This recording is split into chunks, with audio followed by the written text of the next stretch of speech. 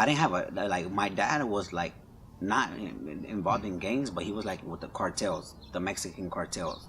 So he sold drugs and he did coke and he did this, but he was like when he was around, he was like the best dad. He'll buy us whatever we want, like he'll never hit us, but he was always in jail, always in jail. And I went on the run with him. I was on the run when I was 16 for attempted murder. And I was like, I gotta leave. So I left the United States. I went to Mexico, live with him. And when I was in Mexico, I'm saying we had a struggle. We had a struggle to survive. I started selling drugs with him, and that influenced me. Like, damn, I'm saying, I'm doing illegal. Then I went back to California, and it's all started off with graffiti, being taggers. Like I was from this little crew, just like doing graffiti, like on the walls, and then I started carrying guns, and I started thinking to myself, why am I from a Italian crew and I could just be from a gang? I'm already carrying guns. And that's how I started. The gang life, and I always looked at it like if you're gonna go in, you're gonna go in all the way. You're not gonna have. It's crazy because my parole officer told me one time, you need a full-time job, and I told her I already got a full-time job, and she said, what is that? I'm trying to stay alive. That's my job. And she looked at me like, what? And then this other cop told me, why do you have all this shit on your face? And I told him, why you have all that uniform on, that badge? And he was like, because I like to do my job. And I looked at him like, I like to do my job too. And he just looked at me like, man, there's no help for you no more. You're done. This is it. And I always think about that in jail. Like everybody like, no, that's it. You're a bum for the rest of your life. And I always used to have dreams when I was in jail. Like, nah, I want to drive this kind of car, Mercedes or. And it's crazy because they still, to this day, they still judge me like that. The police, like every time they come in here, they just pull me to right here.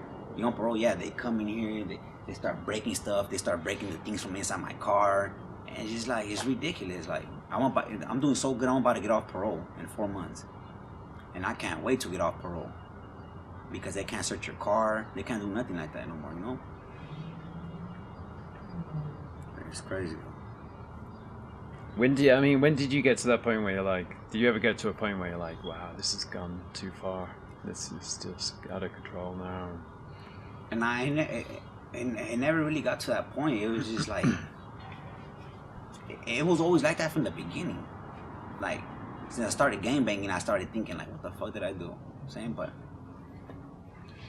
it was like the little angel and the little devil, like, and, you know what I'm saying? The angel was just like, what the hell are you doing? And then this dude was just like, nah, hell, you're doing good.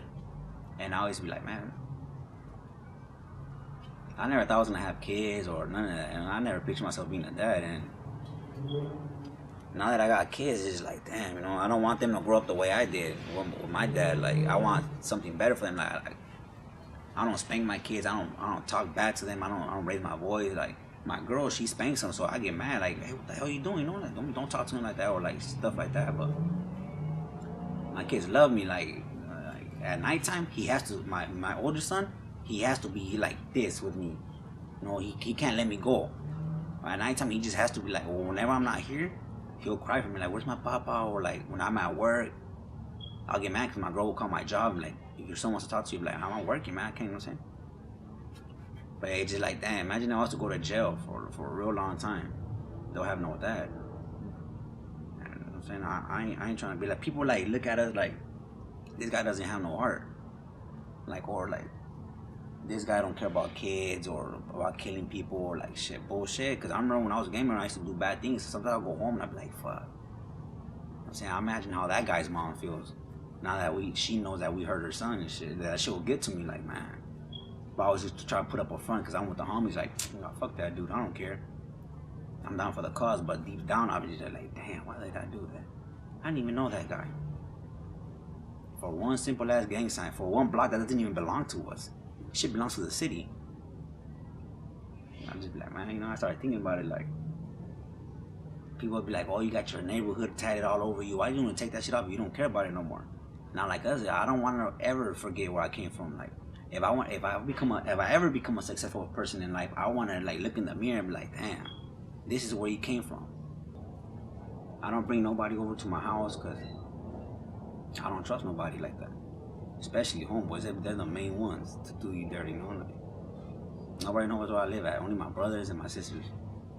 Homies hit me up like, where you live at? I live in Southgate. One time I seen the homeboy like 2 blocks down. He's like, where you live at, man? I was like, man, I live all the way, man, I live in Linwood. I'm lost over here. And he left, and 2 blocks later I came home like, damn. I told my girl, hey, I just seen that guy over there. She like, did you tell me you live here? I'm like, hell no. Nah. Nobody will ever know where I live at. It's a hidden area. Nice little neighborhood. Nobody will know I live in a back house. Huh? I made a change in my life when I went to court. I thought it was all a game for this case. I had 2 assault and batteries on police officers, multiple cocaine charges. You know, I went to jail, and then they were trying to give me 4 years, and I was like, hell no, I'm not taking 4 years. No, I'm not taking 4 years. I'm not taking 4 years with 2 strikes. You guys are crazy. So that deal was on the table for 6 months. I kept fighting my case, and when I came back 6 months, they were like, you know what, the deal's off. Now we're giving you 6 years with 2 strikes. So I'm like, fuck that. I said, man, give me the 4 years with the 2 strikes, and I'll sign right now.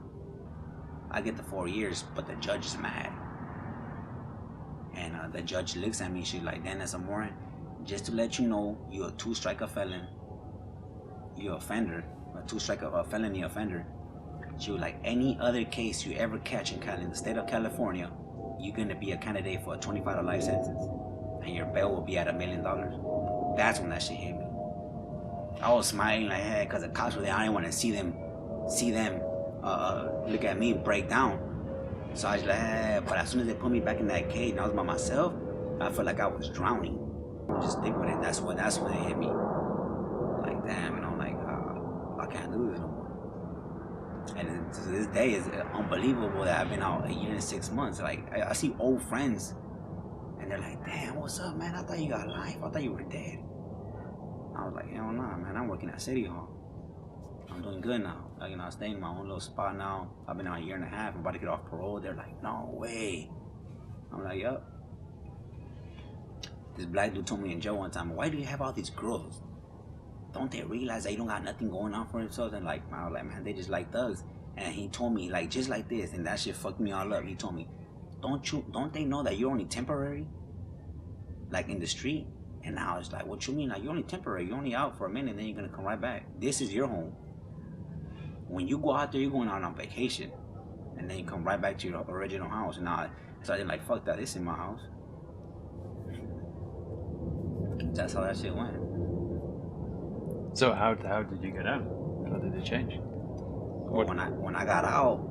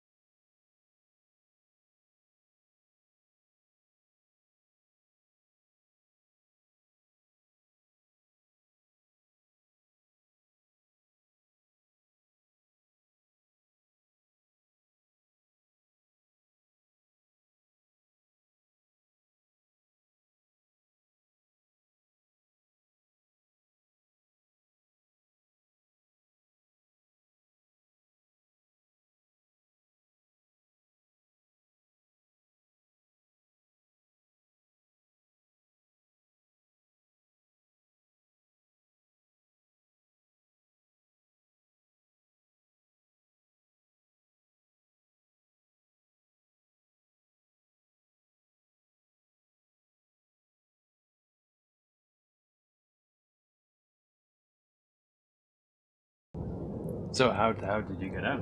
How did it change? Well, when I got out, I already had my kid, my firstborn. Homeboy Industries was a huge impact in my life. I always wanted to go to Homeboy Industries since I was young. I used to go and see a bunch of gang members. It's like a big old hangout, a big old prison. And I went on, I talked to Father Greg, and I told him my story. And he automatically hired me right there. He like, you know what, you don't even have to go through the raffle or nothing. He told me, you're hired.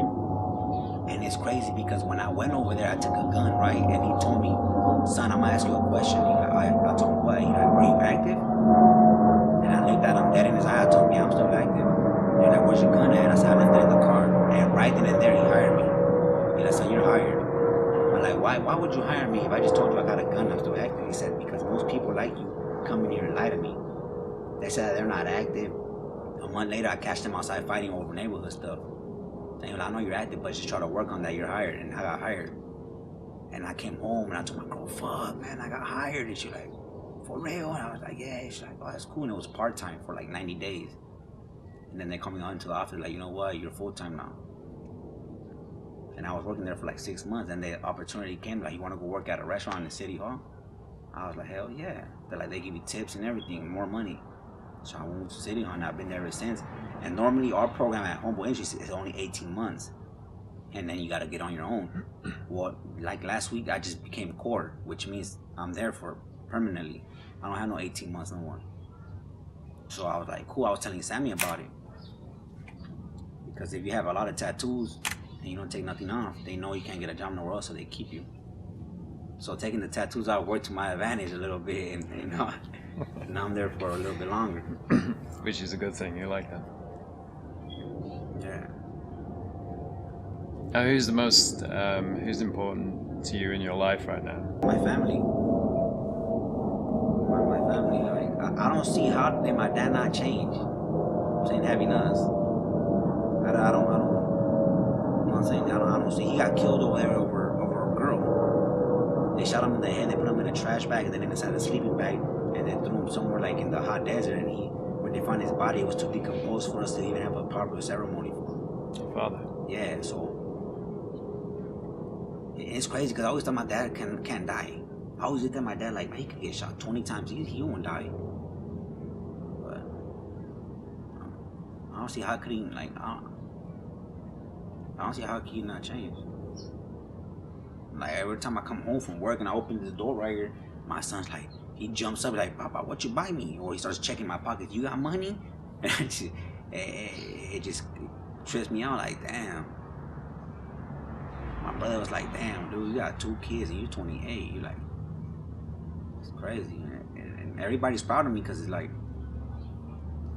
my girl doesn't work. She don't put in no money towards nothing. I do everything for, and it's crazy because I have a minimum paying job, and I take care of it. I pay the whole rent, the food, everything my kids needs, the diapers, the milk.